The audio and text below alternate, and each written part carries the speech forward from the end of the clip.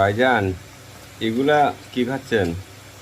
লাল চাটনি, লাল মরিচ, চাটনি। শুকনা মরিচ। এত ঝাল কিভাবে খাচ্ছেন? ডাল না খেলে তো ডাল হয় না। এর জন্যই তো ভাই আপনার এত রাগ। জি।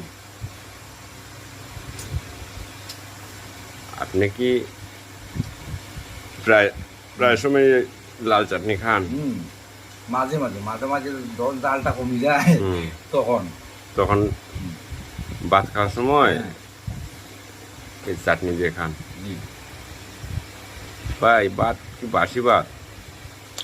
বাসি না, বাসি হওয়ার সম্ভাবনা হয়েছে। বাসি হইলেও ভালো হয়। আমরা লোকের মুখে শুনি না এই বাসি ভাত খেলে নাকি মাথা ঠান্ডা থাকে। তা আপনার মাথা এত গরম হয় কি জন্য? বলেন না ভাই।